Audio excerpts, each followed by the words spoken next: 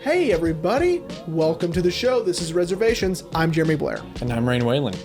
And we're back for part two. Part two. Man. Part 2 and 3. So we promise, or at least we're going to try. Hopefully this time we're not just going to be like, yeah, man, the movie was good. Yeah, hey, that movie's good, right? Movies, huh? This is a movie? Oh, movies, huh? I like those. It's like the Gabriel Gundecker. I can't get enough of this. Oh, it's over? Oh. This music. Oh, okay. I showed Haley that this morning. Dude, guy who loves music. That, I think, is one of his best bits. That or his, like, all of the, like, the side-by-side videos of his, like the whole, like, when your parents won't let you go to the movies, but it's okay because you live in the United States. And they're like, oh, God bless. Yeah, that was really good. But yeah, no, that bit is the best. Like, you know, I can't wait to have kids because I'm going to let them listen to music too. Oh, this is my favorite part. Oh, it's over? Oh, it's over. Oh, okay. Yeah, shout out to Gabriel Gundecker, man. Go check out his stuff, man. It's really, he has a bit. We'll get to this. We'll get to it in a second. But we're just filling time right now. He has a bit that where he just says in different iterations, like, I keep going to the Coinstar. Oh, you told me about this? And it's not working. Like, I go to the Coinstar and it's never working. So it's like every time I go to the Coinstar, it's broken. It's not working. It's it's all sex. I'll go to, like, I'll find a Coinstar somewhere and I'll take a picture of it, send it to Kale or someone, and he'll go, is it working? Is it working? I bet you it's not. So anyway, Gabriel Gundecker. And most places have removed them, so. Yeah, Gabriel Gundecker. Go check out his stuff. It's really good. But anyway, so yeah, everyone, welcome back to part 2 of our end of season series, the Before Trilogy. Yep. Before Sunset. Yeah. So Jeremy, as we were kind of talking about off mic, I could see why you like this one more. It's my favorite one. And I liked it a little bit more too. Okay. Than Before Sunrise. It's a lot shorter. It is a lot shorter, but I mean only about like 20 minutes. I guess it just feels shorter. It does feel. Because at one point I was like, oh, I wonder how much more I have, and I was like, oh, I'm halfway through the movie already. Shit. Yeah. I think it's because this one's in real time. It is. Instead of us kind of jump cutting at different points, right, as with the first one, we're actually following them throughout this day. Right, because he has to catch a flight soon. And so it's... Which, spoilers, he probably didn't. It probably did. But one of my favorite lines, by the way. But, yeah, you know, instead of having an entire night, right? They just more so have like an afternoon. Yeah, they have like an hour and a half. Yeah, and, you know, even though I've loved Before Sunrise, something about this one, and I think the reason why I like it a little bit more, and maybe it's the same for you, is this one gets a little bit more real. Even though last week I said that the movie feels very real and it could happen, I still believe that. But yeah, I think what I mean by real is they talk more about real things.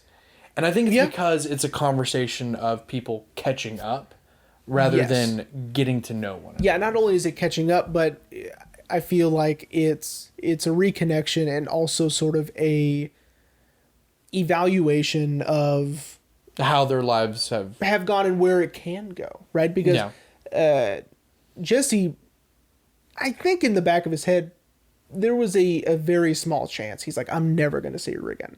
He puts on that face where he's like, yeah, I wrote it so I can meet you again, write this book. Yeah, in hopes that we could meet again. Yeah. Yeah. But I don't know. Like he's genuinely surprised to see her at that book signing thing. Yeah, book. Yeah, a meet and greet. It's a book tour. Q&A meet and greet. He's at the bookstore.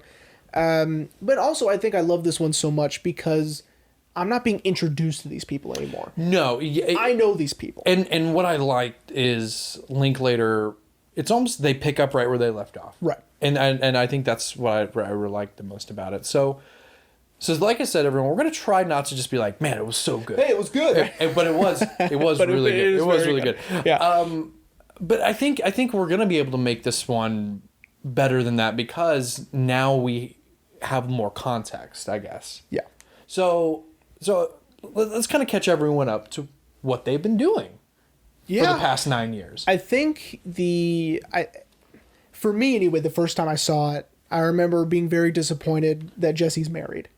Yes. Yeah. I thought the same thing, and I'm not going to lie to you. The whole time, and of course, it's not until almost the very end of the movie, the whole time, I'm like, when are we going to talk about this? Yeah, because you can see his ring, and that's how you know he's married. He doesn't tell Celine right off the bat. And he's being very, and again, testament to Linklater making a very real movie. It's coming up very naturally. You see his hands coming up when he's talking, and you blatantly see his wedding ring. And, again, the first time I saw it, I go, oh, man. Oh, man. Shit. My fan fiction didn't work out. Yeah, I wrote all this stuff, and it's wrong. I was genuinely disappointed because, if you're like me, you want these people to be together. You want this was the original the shipping. Like you want them to be together. I want them to be together so bad. And spoilers, they do. Oh my god. And when you see his ring, you're like, oh, what? Yeah, I agree. I was like, fuck. Yeah. No. Yeah. Fuck. I know. But we still have one more movie. We'll get there. We do have one more movie to go. But so again, I love the fact that I already know these people. I'm getting to see them again. And I could only imagine what it was like seeing this, waiting the 9 years. Not knowing you were waiting 9 years. Right. Not really realizing like, oh my God, like there was another one? Yeah. Yeah. Yeah, as we kind of talked about last week, of people who saw this in the theaters and were just like, oh, that's it? Yeah. Yeah, I'm sure, for assholes like us who get to see it in real time. Yeah. Yeah, assholes like us who can just pop in the next one. You're like, all right, cool. Sequel time. It's like my mom watching a show I've recommended to her. And that you've already seen all the way. Yeah. And then, she becomes obsessed. And I go, now let me tell you this. Not only did I have to wait a week in between each one, but a year in between seasons. She goes, I couldn't do that. Oh. I go, okay, cool. Yeah. Well, like with my whole thing of Ted Lasso, when I finally had watched Ted Lasso, and you're like, oh yeah. Now imagine having to wait every single week. Now imagine having to wait because, when I got mom into Dexter, she was like, I couldn't do it. I go, yeah, I know you couldn't do it. And I'm very jealous that you get to watch them all in a row. All right? Yeah. So anyway, that's what imagining waiting, right? Yeah. And especially from this one to the next one, that would be the hardest because you're not sure if they're going to do another one, but they are. And it's not a year or two, it's 9, right? Yeah.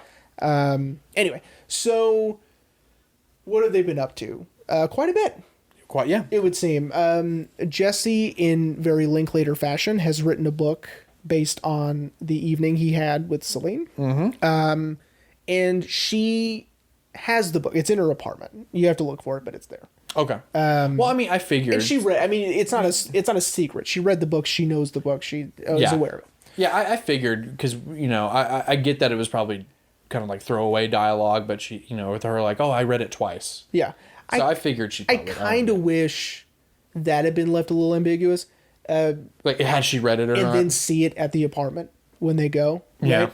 I feel like that would have been pretty cool. That would have been an interesting. But then we wouldn't have gotten our so much dialogue. Our big blow up at the end. Right. So much discussion comes from the book. Yeah. Yeah. Them both have knowledge of the book. Right. Yeah. So that it makes sense. I just like little surprises like that. I like little bitty tidbits of information, with my eyes. Instead of dialogue. Yeah. Instead of my ear holes. Yeah. Hey, Hollywood, quit spoon feeding Jeremy. He doesn't like it. I don't. But this isn't spoon feeding. It's just, I thought that would have been cool, but it's fine. It definitely doesn't hurt my enjoyment of the film. No. It's my favorite of the 3. But anyway, yeah, so he's written this bestseller of what happened between them 9 years ago. Yeah. He's on a book tour, and he, as we both didn't like, we're going to say it in quotes, happily married with a 4-year-old son. He's married. Happily, that's up for debate. But yeah. And it isn't up for debate because he says it's not. But he is married and he does have a son. A son. Yes. So Jesse's been through a lot already. Celine has gone, and I kind of saw, I was like, she's going to probably be in an opposite direction to him. And she is. She's works for an environmental kind of activist agency. Yeah. And she's very much in the trenches trying to actually really make the world a better place for people. Yeah. As where Jesse's just talking about the pretty much the one night stand he had. Yeah.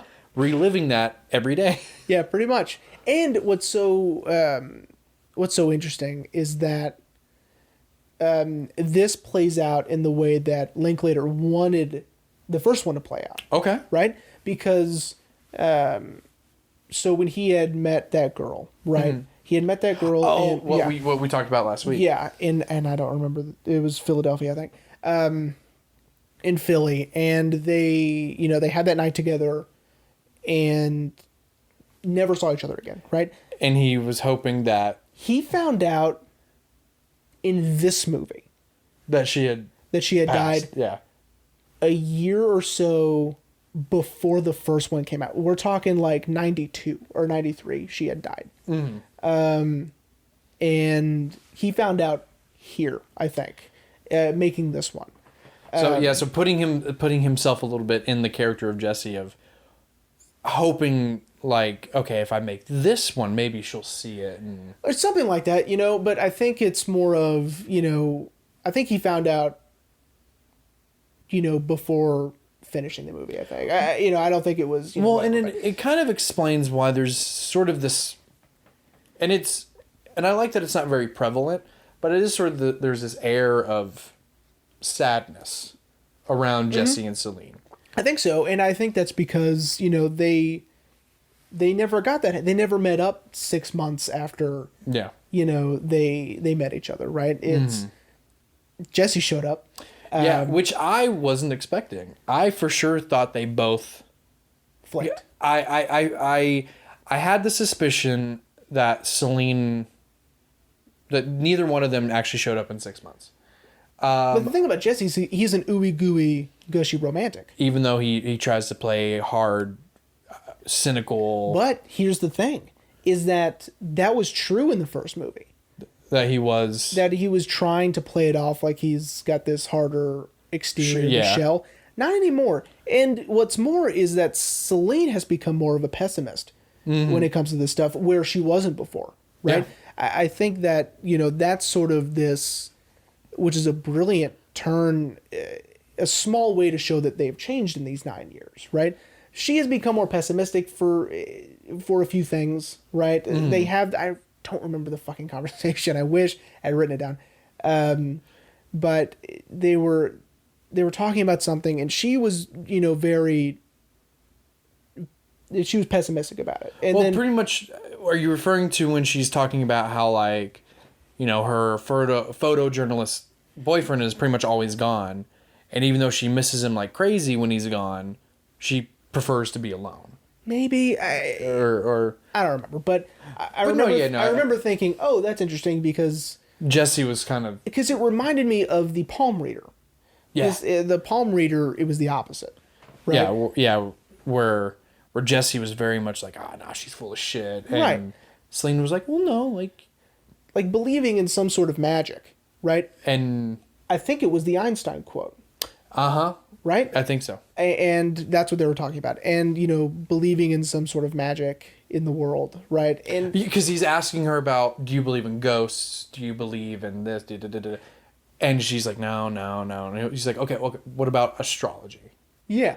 And so she's very, and which is odd, because if she were still like she was back in 94, she would probably have some sort of optimistic view of these things that Jesse's talking about, which he has an optimistic view now. Yeah, as where he kind of didn't 9 years ago. Right. Again, it's this subtle growth in character, or growth and change, I guess. Yeah. Not necessarily growth, or the opposite of growth. It's the opposite of growth. They're not getting immature, and they're not necessarily maturing, which they are, but I think that their characters are just changing over time. Yeah. And we're going to see it again in the next jump. It's more so like their characters are just really learning to adapt You know, to their surroundings. which is so brilliant to do it this way, to show that human beings do change their minds or have a change of heart or think about something in a new way, and now it's become their main way of thinking or whatever, right? That's how people are, right? Right. Where characters know, right? Characters from one movie to the next don't usually change, really. You know, they are their character, and that's why they're their character, right? But in this, they're people, right? Yeah, and again, adding to that realism, you know, and I like that the conversations weren't as, I guess I would say, philosophical as they were before Sunrise. I like the conversations were more down to earth about, you know, how have you been, what have you been up to, and I could see where Julie Delpy, Yeah. and Ethan wrote sort of dialogue for their characters, because it also felt like how they were speaking to each other was much more natural. Like, you know, when she would pause a thought to say like, "Oh, we're going over here," and then pick Yes. back up Yes. the thought. That I loved, because it seemed, like we said a million times last week, very natural, right? Where this is, you know, they don't know where they're going, or Jesse doesn't know where he's going. He's like, "Oh, are we going over here?"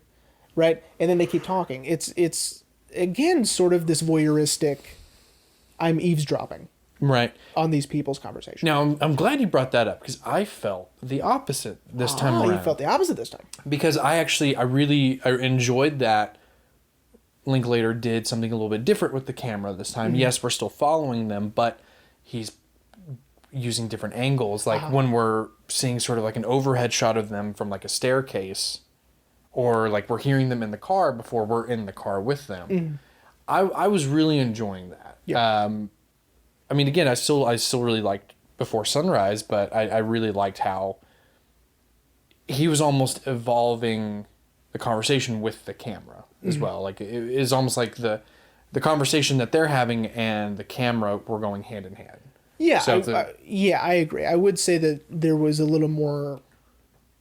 It was more cinematic. Yes, The camera, this I mean, that's pretty much what. Yeah. It was more it was less documentary. Documentary, yeah. Style this time, and it was more cinematic. I agree, but again, it's just, you know, it also has to deal with it being in real time. Yeah. Too. That makes it feel like I'm really eavesdropping this time. Yeah. Yeah, I know. I agree with that. Do you know the longest take? The longest scene? One continuous shot? Sorry. Was it when they were in the park? Like in I think so. I was just going to tell you how long it was. Oh, okay. It didn't say. But and also I was paying attention, but I didn't have a stopwatch on me or anything. But it's 11 minutes. 11 minutes, start to finish, no cut, just talking. Which is incredible to me. I want to say it was the one in the park. Like when Probably. when they're like on the topic of, you know, like sex and stuff like that, which, when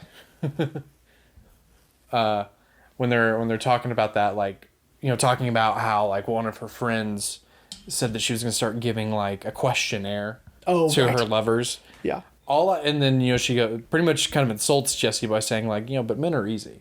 Yeah. You know, all I could think of, and I know you're going to hate this, is because he kind of says the same thing as Pete Davidson's stand-up when he's talking about that, about like women should feel comfortable telling a man how to, you know, enjoy themselves. And he's like, but, you know, guys, you just yank on it. And I feel like that's pretty much what Celine was saying. Yeah. Is that like women are more complex, and you just yank on it. You know what I think is... Wait, I'm ignoring you. I know. You know what I think makes this one more different in the way that you like this time? Is that no one's trying... I mean, yes, they are, I guess, trying to woo the other one. But not really, because there is that... There is the marriage in between them, right? You're right. They and a 4-year-old. Right. They both have someone, right? Which wasn't like that before, right? Yeah. And you know, as much as I'm sure people are saying, well, what does that matter? I think it matters to Jesse, at least a little bit, right? A little, Not a lot. We see that, especially at the end. yeah. And it matters to Celine as well, but not in like the way that like you and I, right? It's like if girls don't hit on me, but if they did, I'd be like, yo, man, back the fuck up, right? Yo, man. Yo, dude. You need to take about 5 or 6 steps back the fuck up. Yeah, get away from me. But with them, they're so connected, right? And, you know, I know this isn't a movie about people cheating, right? No. And that's not what this is. Of course, that's always looming over, I think, if you're focusing on their relationship status at the time. Yeah. It's almost like Linklater was saying, like, look, yeah, like, yes, they're both in relationships now. And yes, 9 years ago, they felt a very deep love for one another. But they're not going to make the other, you know, cheat or break, you know, promises. It's almost like Linklater is saying, this is human nature. Yeah. And I think, and if that's the case, then I agree. Because, you know, Jesse doesn't, yes, he makes a few jokes about them having sex, but he doesn't act on anything. No. He is very upfront with her about having a son. Because she brings up, like, hey, so I read that you were married and had a kid. And he's like, yeah, you know, Henry, he's 4, he's just awesome.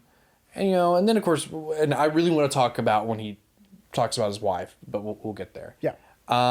And, you know, and then we get the end of the movie, which you said is your favorite. It is. Where he pretty much... And it is very reminiscent of, which is I alluded to last week, the listening booth scene, right? Yes. Were you picking up on that? Everyone. Oh, Jesus. At the end when she's telling her Nina Simone stories. Right? To me, that's very much the same energy as what was in the listening booth in the first one. Yeah. And as I said off camera, I flipped my lid when I was like, yo, that's a 6 CD changer, dog. Because I had one exactly like it. Wow. It was the best part of the early 2000s, man. Jesus. Play 6 CDs in one thing. What? But then the problem is you got to pick which 6 Right, you do have to, you want on heavy rotation. Right. Oh my God. And you always accidentally forgot which one was in what, so you'd hit like 3 and it would play the wrong CD and you're like, fuck. At least that was me in my case. I didn't have a 16. Well, I had a 5, but still. Yeah, well, that's not the same. Anyway. But I want to get to the ending later. But yeah, so do I. No. So my point being is I don't think Richard was trying to make like, oh, like, they're gonna cheat. No, I think he was just trying to show, you know, and if to anyone who's seen the movie and feels like he was trying to make a cheating movie, then I guess you didn't get it. Yeah, because I don't think that, but it does affect the way that they talk to one another, right? Yes. And that's what I mean. Yeah. Yeah, because that's why it feels so different this time. Because they're not really trying to get in each other's pants anymore, right? Yeah. Not really. Not really. Yeah. I mean, there's still a little bit of that, but you know, it's not like it's not super overt. Like the last movie where they wanted to jump each other's bones from the moment they met. Right. It's not like that this time. No. And it also has to do with them being older, right? Yep. But they are 32. But, you know, it's also just them finding their footing again.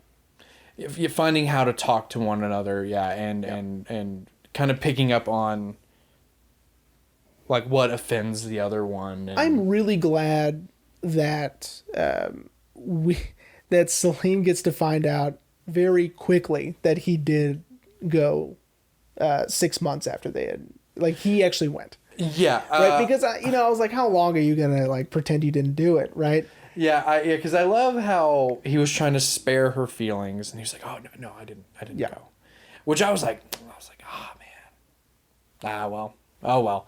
And then when she deduces, because she's like, "Wait a minute, why didn't you go?" And then he's like, she's like, "Oh, you did." And he's like, "Oh, that's what I didn't say." I was like, "Oh, he really did." Yeah. Which of course, she felt bad, and he was like, "No, like no, like." And part of me felt like they were going to talk about how he was like, no, I was mad at you. But I think hearing that she had a legitimate excuse not for coming, if that was ever in his brain that he wanted to talk to her about, like, yeah, I was mad at you. Yeah. I bet that wiped it. Like, okay, you know what? I have no reason to be mad at her. Right. Kind of thing. But yeah, no, I like that too, that she very quickly deduces that he followed through. Yeah, and he showed up. That sucks. Yeah. He did. Again, I've been watching How I Met Your Mother. He didn't do the he's not coming. Right. He's not coming. But he said this was. He did show up, and I love that he was like, yeah, I hung around in Vienna for a couple of days. I left, posts at the train station if you got hung up. Oh, did anyone call you? Yeah, a few hookers, but I mean. Yeah. And what also is very interesting about this is the idea of these, sort of serendipitous chance encounters. I promised my aunt I would say the word serendipitous because she loves the movie Serendipity. And I don't remember who's in it. I was just about to say, Dee Dee, I didn't watch the movie. I'm sorry. But it is around this idea of meeting once, years later, just by chance running into each other again. Right? It's sort of like that, but it's one movie and it's whatever. Instead of broken up into three parts. Instead of broken up into 3 parts, it's one movie and it's whatever. But so sorry, Dee Dee, I didn't watch the movie. But the idea that they were both in New York at the same time. Yeah, right? I Isn't thought that so interesting? And I love how he was like, "No, don't tell me that." Why? Because I moved there in '98. Yeah. And she was like, and then, him describing, and this will segue into you wanting to talk about his marriage, him on his way to his wedding and thinking that I saw her, and it might have been. And then she, like, 13th Broadway. I lived on 11th and Broadway. And he was just so like, it is completely possible. And I kind of like to think it was her. I bet it was. Mm-hmm. I know the listeners love it when I disagree with you, but no, I agree. Yeah.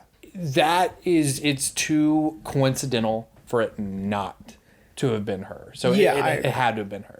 Yeah. Okay, so it's a great segue into the marriage because I had the suspicion that he was unhappy in his marriage. Yeah. Because of how he talks about his son. Mm-hmm. Because I could tell that he's got genuine love for his son, and he, you wouldn't know what that's like, I mean. No. But then when he brings up his wife, when he is first telling Celine about his son, he says, "Oh yeah, she's an elementary school teacher," and he just kind of quickly, I was like, "Oh, he's not happy." No, and you wonder if someone at the bookstore had asked him about his wife, had he given would he have gone into more detail? And before he had seen Celine. Like, you know what I mean? Mm-hmm. Like, if one of the reporters had asked him, or whoever those people were, were asking him, how are things with your wife or whatever. I wonder if he would have given a more flowery answer. Like, oh yeah, things are great. And then as soon as he saw Celine, you know what I mean? It's like, who's that bitch? You know what I mean? My wife? My what? You know what I mean? She buys so many flowers. I don't know where she gets all these flowers. And so I was, that's an interesting concept to think about, because it's like, is it because Celine asked, or is it because now he's getting to talk to Celine again, or is it genuinely he's unhappy? He's unhappy. I think it's genuinely he's unhappy. I think so too. I think because he talks about the marriage counseling. He talks about. I think you are reaching. Yeah, but that's what we do on this show. Yeah. But no, that is an interesting thing to think about because, he is being interviewed by these reporters. And so he probably would have had to give some sort of vague yet quote unquote happy answer about his wife had they asked. Yeah, would he have pretended to be happy? Because he's selling a book. Right. Or, you know what I mean? Like, do you think that he should have pretended to be happy with Celine, right? I think that probably not because, they're being very open and honest with one another. That's how they've always been. Yeah. Right? Yeah. So when, so they're towards the end of the conversation and here we still have 15 minutes in the movie. Yeah. I want to get to Celine's freak out, but Sure. But in a second, I want to talk about Jesse's marriage. So pin everyone. Celine has a freak out. We'll come back to that. And Jesse finally, and I love the whole time he's trying to give her his 2 cents, and I so like, can I talk? And he finally, after she kind of calms down, he finally tells her like, look, yes, I'm married. Yes, I have a kid, but he's saying without saying, I'm incredibly unhappy. Yeah. Because he almost says that she's not the person that she was when they first met, who she is now. And I really do love the line he says of, I don't love her the way she needs to be loved. Yeah. Because you can tell that even though he is unhappy, he's wanting to try. Yeah. But it would be now in the modern sense of the love language. He's not using her love language for that. So if her love language is, and I know this because I am married, if hers is words of affirmation, but he doesn't tell her constantly like, hey, you're beautiful and I love you. Right. Then she's not going to feel the same way, know? And it was just so interesting, that Jesse is essentially staying with her.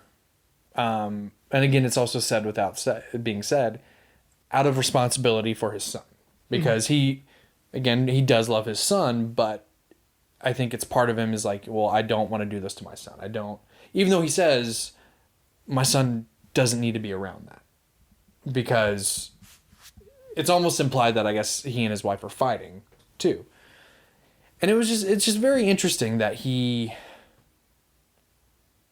and I guess it kind of goes back to sort of the idea he had for his other book that when they asked him about. Yeah. Because I kind of was already starting to formulate a theory when he was giving that. I was like, why is he saying stuff like this? And I think it's because of everything with his wife, and it was just, I don't know, I just found that so interesting. So, I don't know. That's all I can say about it. Yeah. Is that it was interesting, and it almost, and it helps Celine kind of understand where he's been for the last 9 years emotionally. Yeah. Almost that even though he loves his son and he does to an extent love his wife, it's almost like he hasn't been the same since that night 9 years ago, which then plays into Celine's freak out. Yeah. Which, like I said, I wanted to circle back to. Yeah. Go ahead. Of her whole freak out of, that the book brought up a lot of kind of buried memories because she probably tried to push it down and forget about it, but she couldn't. That every guy she dated ends up getting married, and this is the part of the movie I think I liked the most. Okay. Because... Dude, you were going to love the next one. Go ahead. Okay. Okay. Not because they're fighting. I was like, oh no, they're fighting. Oh no. But it felt more kind of what she was saying in Before Sunrise, that conflict is good. And I liked that. I was like, yeah, they're fighting. That's good. Even though I was like, no, don't fight. No, mom and dad are fighting. Yeah. Dad just hit mommy at the dinner table and we're trying to eat still. But yeah, and you know, and she goes into how, and I really liked where she was like, no, I don't want to be near you right now. Yeah. And he's like, and he so desperately wants, and then of course he wants her to understand, he wants to stay with her. Yeah. And then he makes her understand, like, look, you're not happy, I'm not happy. Yeah. But it's almost like they kind of acknowledge that they do have a responsibility in their current relationships, even though they both are unhappy. Right. With how their love lives have turned out since that night. Yeah. I know I just gave like a really long-winded explanation that had no point to it. Like I'm looking at the audio and it's welcome to the show. It's just all me and your audio is like this low. Yeah. But I mean, I don't know, man. It just, that was the part of the movie that like I really honed in on it, because as I told you, you know, I paid more attention the first watch along, which I watched it as soon as we were done hanging out last night. Oh, last night you watched it? Yeah. No, I was so tired I couldn't do it. Which I was actually surprised you texted me back last night. I was like, oh, he's probably already asleep. Anyway, dude, my stomach was wrecked last night, so I was up. Anyway, sorry. And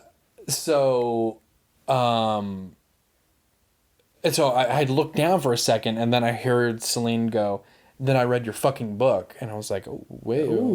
Because this is something else I liked about this movie is they don't swear as much. Yeah, it's almost like showing that they have, kind of your point, sort of matured a little bit. Yeah, I guess we're not fucking maturing. Yeah. But then when she says, you know, I read your fucking book, I was like... the swearing is more meant for emphasis this time. I was like, wait a minute, what happened? And so I rewound it, and I just really liked that this... And then they get to her apartment, and it's done. That whole part of that conversation, it's done now. Yeah. And they've moved on to, you know, talking about her cat, and... I was obsessed with her cat. Dude, well... Because you love cats. I do like cats. They're easy and they're fun, and they're the fluffy ones feel nice. So yeah, even though the fluffier ones shed. They do like crazy. You should see my mom's house. Holy shit. Anyway. But yeah, man, it just, I don't know why that part. I really like that part. It really resonated with you. Yeah, I don't know why either. I mean, it's just. I guess because, you know. Yes, they disagree in the first one, but it's not to that extent, and it's almost creating a real, honest to God relationship that these two people are in, right? Mm-hmm. These, you know, it's less movie like, I guess. No, yeah. That's it. Yeah, I mean, because it didn't, you know, it didn't feel like, you know, we were just watching a scene where two people were having a disagreement. It felt like we were watching two very real people have a disagreement, and it and of course, if I didn't say it enough last week, you know, shout out to Ethan Hawke and Julie Delpy, man. Their on-screen chemistry is awesome. It's incredible. Yeah, they're both incredible. Which I can't wait to watch Before Midnight. Oh yeah, and see what happens in that one. Yeah. Which, depending. We may need to watch it earlier anyway, so that's fine. Okay. So, but anyway, okay. So have we gone to the boat yet? We kind of. I mean, the boat is we yada over the boat. We kind of jumped over that a little bit. He did a little Linklater shout out when he gets on the boat. Mm-hmm. Ethan Hawke goes, all right, when they get on the boat, and of course that's. A shout out not only to McConaughey but to Dazed and Confused, which is Well, didn't McConaughey ad-lib that a little bit? Yeah, he did. Yeah, but it's so iconic that it's, you know, and of course Linklater, that was his movie, so he's, you know. Yeah. Last week I said Linklater, unlike a lot of directors, doesn't have, you know, significant tropes, but he has significant phrases and iconic moments. So that one he. I bet Ethan Hawke just, you know, was just like, hey, but let's throw it in there. Like, hey, Richard, watch this. Yeah. All right. And he's like, And then Richard's like, nice. or Jesus. Like, Either. like, We still. stick it to the script. Are we still rolling? God damn it. Okay. All right, just leave it in then. God. Yeah, and I really do like that scene on the boat because it's cool to get to see a lot of Paris. Yeah, and I think that was another reason why I like this one a little bit more because I like the setting. I don't know shit about Vienna, so Neither do I. I just when know they were it's- walking through Vienna, I don't know what the hell they could have been anywhere. You know what I mean? To me, Yeah, this I just know uncultured Vienna's American. I just know Vienna's in Germany. Austria. See, There you go. hey, we went to public school. We did go to public school, guys. So that's why Like he didn't. private school's any better. That's why he didn't know that, but that's fine. Yes, Vienna's in Austria, but this one I was like, oh, Paris. I know things about Paris. of things in Paris. Yes, I've never been, but I know about it. So I've seen Hunchback. I know what's going on. Oh my god. I love Hunchback of Notre Dame. Anyway, Shout out to our bonus episode from season 5 with Alba. oh boy, That that was I do deeply regret the footage was lost. yeah. Because I do too. that was before she liked being around me. Oh yeah, she was not having it. She did not want me there. But yeah, so we get to see Notre Dame. We get to see whatever. And thank God, dude, when I saw Notre Dame, I was like, man, thank God it's still standing. Oh, I know. Supposedly they're going to make a movie about like those events. Oh, interesting. I don't know who's going to be in it. But anyway, yeah. And I always forget that that's what the back of Notre Dame looks like because the bell towers are so iconic too. But luckily, to help people who've never been to Paris, are like, yeah, so Notre Dame. Yeah, and I just like them on the boat, and it's Well, it's and a short boat ride to wherever they're going, and Yeah. that that bit of her, Explaining where they're going. yeah, Henry Henry IV. like Quach or whatever. And he's like, What? She's like Henry IV. You couldn't have said that. You couldn't have said Henry IV. Thanks a lot. That bit was funny, and just Celine being uncomfortable because it's a tourist thing. Like it's embarrassing. I live here. I don't want to do this shit, which makes complete sense because I'm like, people ask me. I have been here more than once. Are you ready for this? Okay. Because people want to go, and they're like, "Hey, I know that George Bush's childhood home is here. Do you want to go do that?" And I said, "Yeah, sure, I guess." So I've been like fucking 3 times. And I used to do recently. I used to do not necessarily community service there, but I was a volunteer there for a little bit. Yeah. I worked the cash register. It's very boring. My point is that native. So okay, Quit making native people do touristy things. like New Yorkers have never probably been to the Empire State Building or to the Statue of Liberty. You know why? Because they live there. I had never been to George Bush stuff because I live here. I don't do stuff like that. Yeah. Here, why? I live here. Who cares? So I identified with Celine in that moment. I think the only exception, and this only goes for people in Texas. I think the only exception are people in San Antonio doing the river walk. That's different. Yeah, you're right. That's different because there's stuff to do there. Yes, so many dope ass restaurants. Yeah, there's stuff to do there. That's different because it's like because they serve. Because no, they don't. Never mind. I haven't not been in years. Yeah, neither did I. The last time I went was Ashley and I's honeymoon, almost 4 years ago. Wow, it's been 15 years probably. Goddamn. Okay, but no, yes. So if I'm gonna be honest, that's the only thing I didn't catch in the movie. Oh, okay. I didn't I remember her saying like, "Oh, it's a touristy thing." Yeah, and then but then she comes around, right? And she goes, "This is nice," and it is. It's a boat ride. Boat rides are fun. Yeah. Yeah, as long as you don't get seasick. I mean, sure. I don't know. Do you get seasick? No, I don't think so. Cool. Yeah. No, I've been on boats. No, I don't get seasick. So when we get to her apartment. Yes. Yeah. I figured we were gonna save that. Seeing her apartment, which Celine's got a dope ass apartment. It is very cool. It does seem very studio apartment-ish because her bed is in the middle of the living room. Yeah. But it is nice. right? It's very colorful. It's vibrant. It's, got a lot of personality. Yeah. It's definitely Celine's apartment, Oh, for sure. Yeah.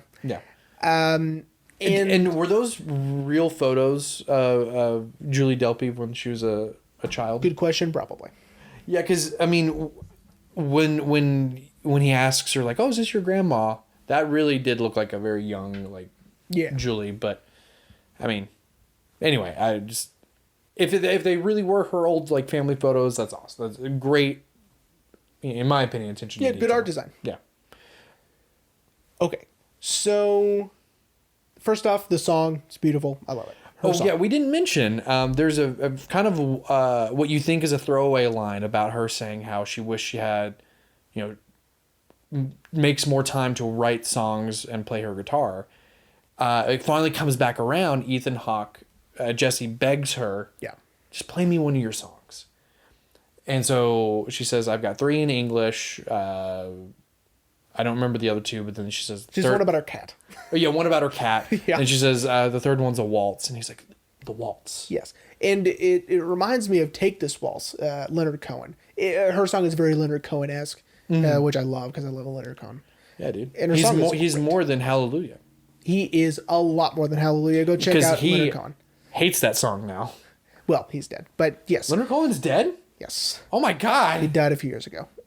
So anyway, Jesus Christ. I love Leonard Cohen very, very much. Go check out his stuff. My favorites, probably Suzanne. There's Take This Waltz, which is great. There's So Long Marianne. There's Sisters of Mercy. I mean, guys, go check out Leonard Cohen stuff. Okay, so anyway, her song was very reminiscent of that, which I liked. And I liked that, it's... Which, of course, it had to be, but I don't know if some filmmakers would have done this like ADR, right?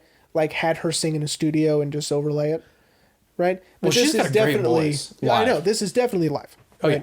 Right? Which the listeners on the podcast will get to actually hear. Yes. I mean, no, yeah, we'd probably get striked if I did it on YouTube.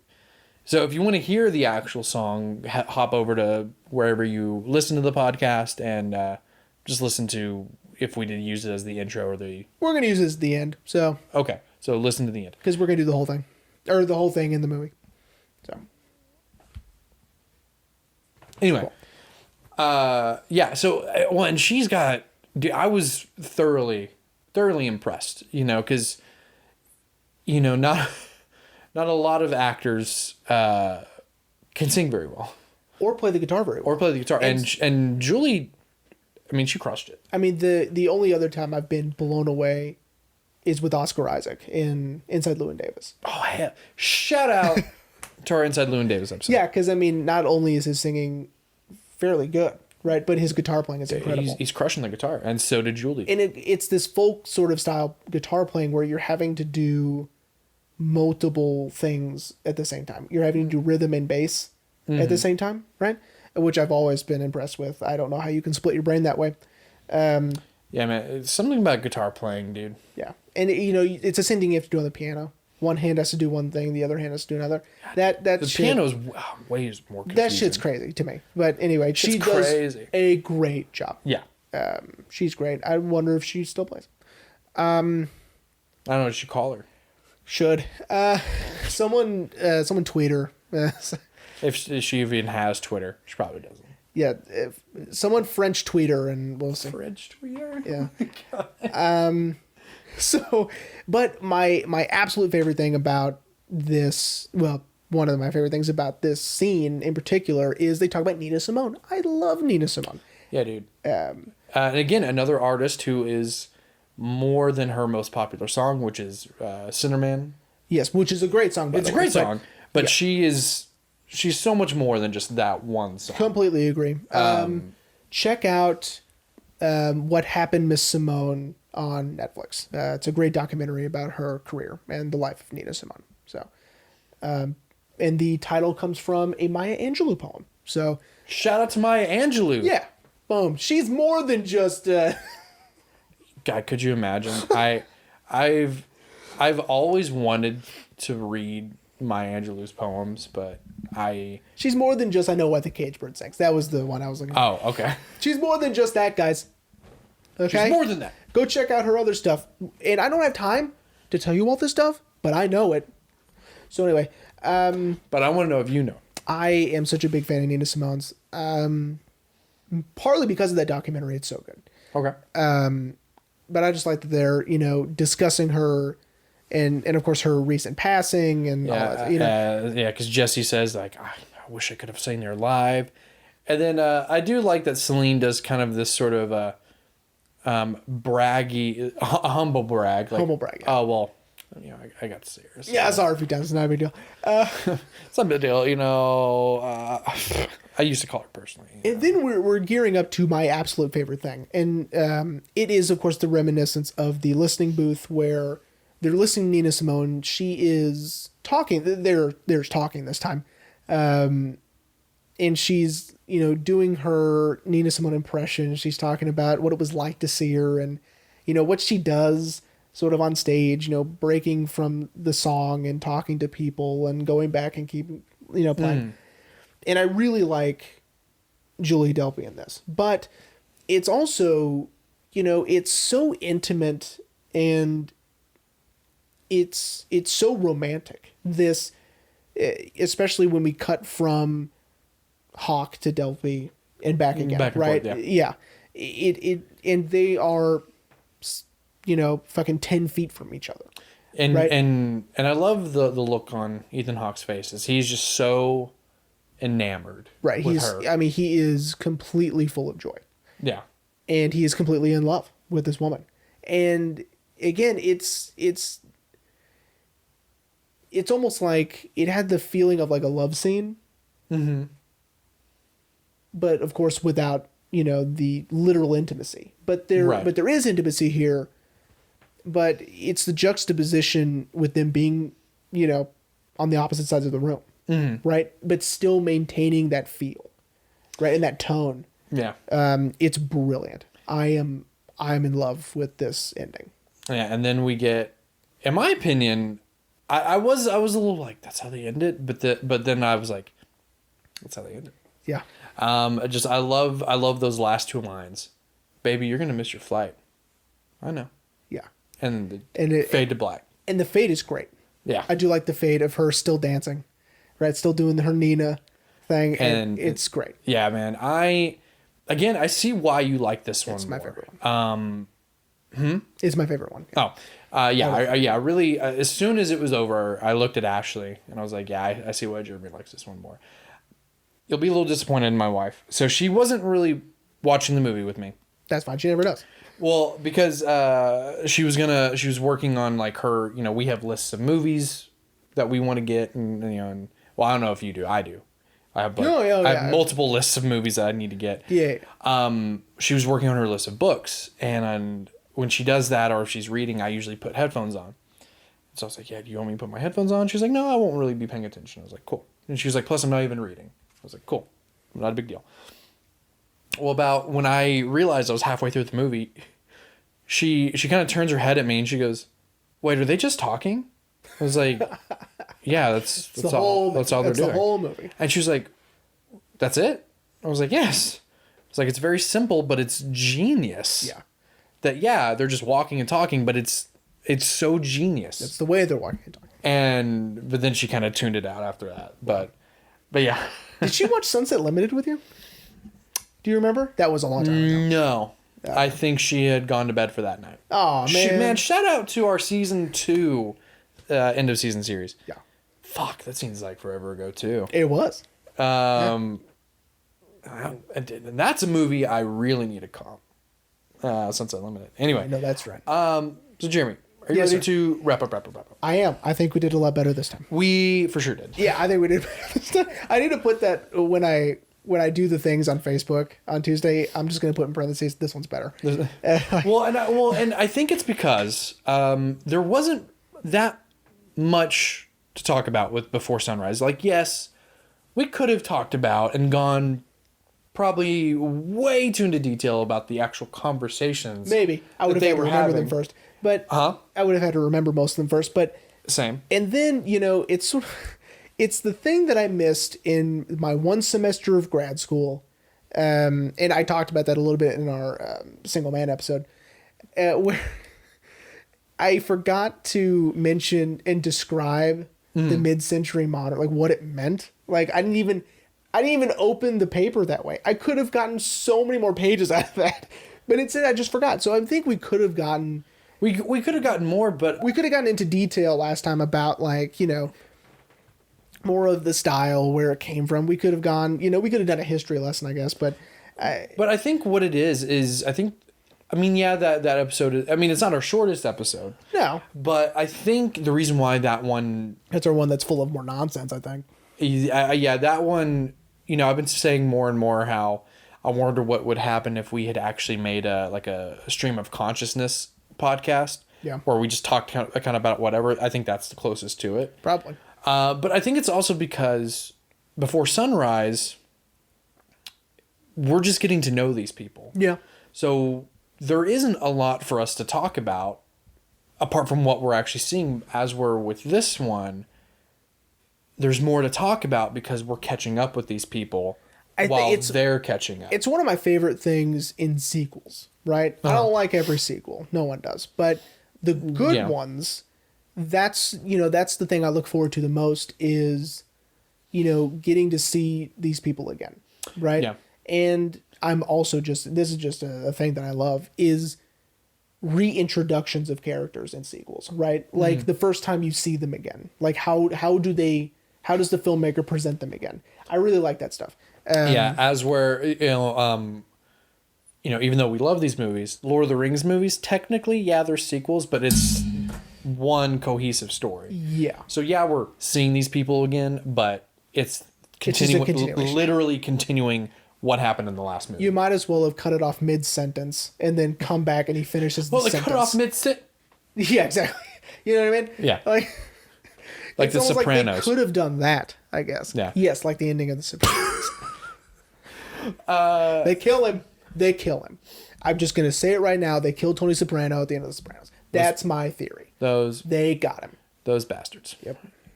But it's okay because his son is now carrying the torch. Kind of. Doubtful he was there too. Anyway. No, I mean like James Gandolfini's son is his actual son is literally carrying the torch now. Yes, that is also correct. Anyway, so you liked this one? I did. I really like this one, and I'm super excited to see how this all ends. Roger Ebert gave this a half star more than the other one, so it was 3 stars for the first one. This one's 3.5. What about the last one? I don't know. No. Do you want me to look at it right now? Nah, it's fine. Okay, cool. We'll get to it. I don't think so. I bet you he was still alive then. I bet you 2013? Right? Ooh, he died in 13, so maybe not. Yeah, and he was probably... I'll check. Because... Yeah. Well, or his team, probably. I don't trust those, but it takes place... These all take place 9 years apart. They come out 10 years, because this one came out in 2004, but it takes place in 2003. 2002. Because it was 94 to 2003. Oh, right. And then I think I did that last week, too. And the next one's 2012, but I think it came out in 2013. But they all take place 9 years apart. Yeah.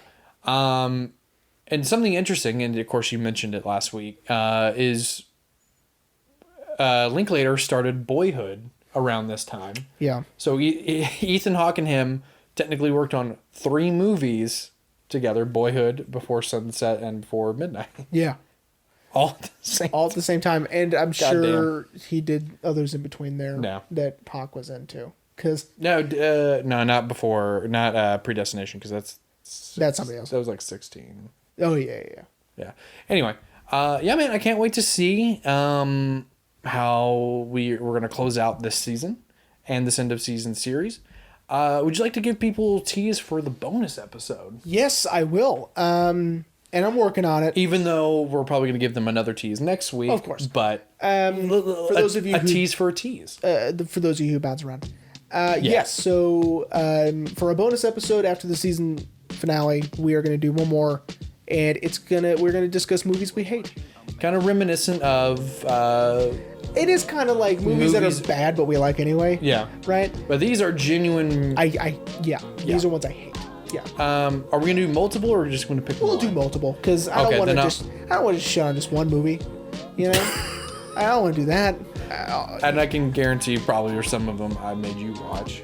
No, not so far. Not even Wes Anderson? No, I have 2 so far, and no, you didn't make me watch those. Wes Anderson's I don't hate.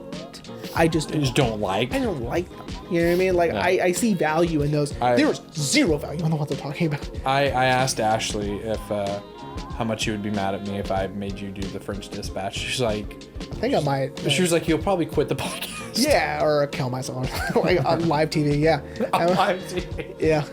Because we just watched Smiling Friends. Yeah, I'll kill myself on live TV. All right. Well, we're gonna end it there. Okay. Yeah, everyone. Well, we hope you enjoyed catching back up with us for Before Sunset. We will see you next week for our part 3 finale of the end of season series and finale of season 6 Before Midnight.